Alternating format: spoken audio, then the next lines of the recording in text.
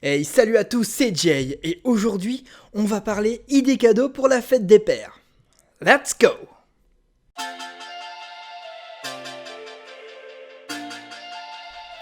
Et si cette année, au lieu de la banale cravate, on faisait un truc créatif?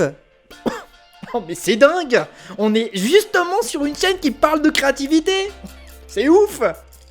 Je vais te lancer un défi. Sur cette chaîne, on parle de vidéos, de photos, mais surtout de créativité. Alors on va mixer tout ça, ok? Et on va faire un cadeau pour la fête des pères, totalement imaginé et créé par toi. Alors, ça te tente?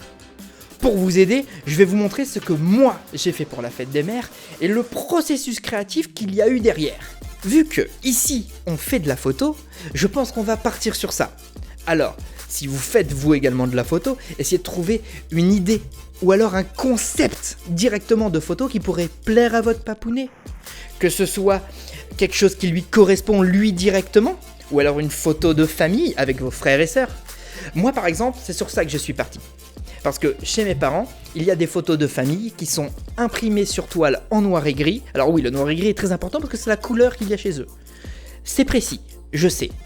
Du coup, écrivez toutes vos idées et essayez de les développer en vous aidant d'outils comme Pinterest par exemple, qui est monstrueux pour ça.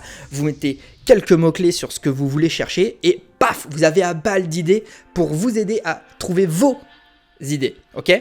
Alors moi, j'avais déjà 2 ou 3 idées qui me plaisaient, mais j'en avais une qui me titillait la nouille parce que je savais qu'en noir et gris, ça allait rendre mais du tonnerre. Alors c'est simple, je voulais me voir, moi et mes sœurs, de profil sur un fond noir avec juste une petite lumière qui venait de face, vous voyez ? Du coup, en noir et gris, on aurait vu juste les petits détails de nos visages, les uns à côté des autres, c'était monstrueux. Alors du coup, qu'est-ce que j'ai fait ? J'ai été sur Pinterest, j'ai marqué photo, profil, famille, noir et gris. Je suis tombé en quelques secondes sur quelque chose qui correspondait exactement à ce que j'avais en tête.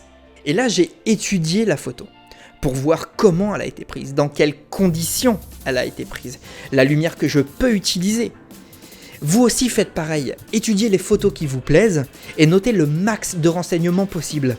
Moi par exemple, j'ai vite compris qu'il me fallait un fond noir, que je sois dans le noir complet, qu'il me fallait une lumière mise en face de moi mais pas trop forte pour avoir pas mal d'ombre, et surtout qu'au final, il me faut 3 photos, une par sujet, que je regroupe ensuite sur Photoshop, car sinon la lumière aurait été pas du tout identique sur les 3 visages.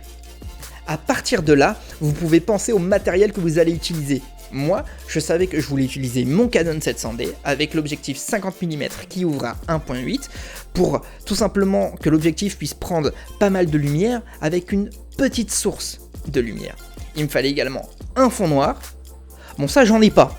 Donc j'ai eu l'idée de nous foutre, moi et mes sœurs, devant ma télé éteinte. Et vu qu'on allait être dans le noir, logiquement, le travail il se fait. Ensuite, préparez votre setup.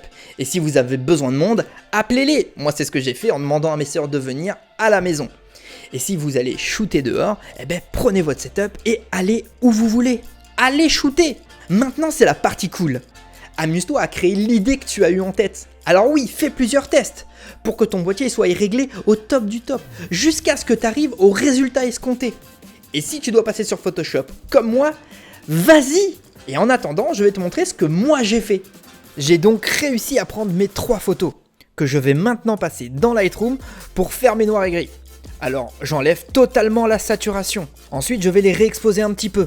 Je vais mettre un peu plus d'ombre pour bien jouer sur le noir et gris. Ensuite, un peu plus de noir, un peu plus de blanc et un peu plus de clarté, surtout pour voir le plus de détails possible. Voilà. Comme ça, c'est top. Et maintenant, on va passer sur Photoshop pour mixer mes 3 photos. Du coup, j'ai recréé une photo en 1080p avec un fond noir. Et j'ai passé mes 3 sujets directement sur ce fond en détourant les parties visibles de mon image finale. C'est très simple.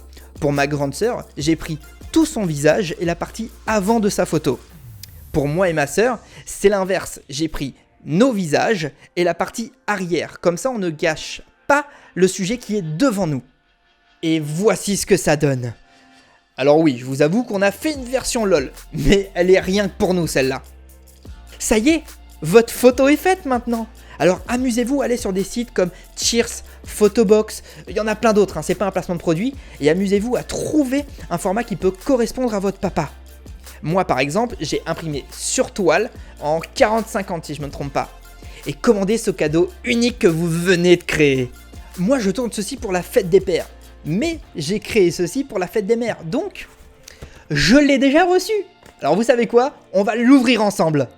J'ai commandé la toile sur Photobox, ça m'a coûté un petit peu moins de 30 € et vous allez le voir par vous-même parce que oui, j'ai déjà ouvert avant pour savoir ce que j'allais vous montrer, la qualité est franchement pas mal.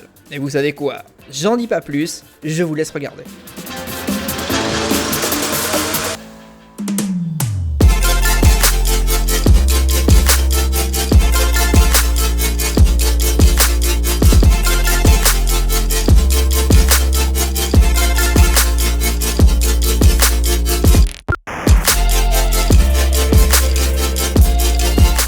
Bon, je compte sur vous une fois que vous aurez reçu tous vos colis pour les prendre en photo, les mettre sur Instagram et vous m'identifiez dessus, hein, Jonathan Romani sur Instagram. Et surtout mettez le hashtag un cadeau original pour papa. Comme ça, je pourrai tous les retrouver et peut-être faire une vidéo sur vos projets à vous. Voilà, c'est la fin de cette vidéo, j'espère qu'elle t'a plu et que tu feras le challenge. Si c'est le cas, n'hésite pas à me le dire en laissant un petit pouce bleu. Si tu as des questions auxquelles je n'ai pas répondu et que je pourrais y répondre, mets-les dans les commentaires, je le ferai avec plaisir. Et surtout, n'hésitez pas à vous abonner pour ne pas rater les prochaines vidéos de la chaîne. En attendant, je vous dis à bientôt pour une prochaine vidéo. Allez, ciao!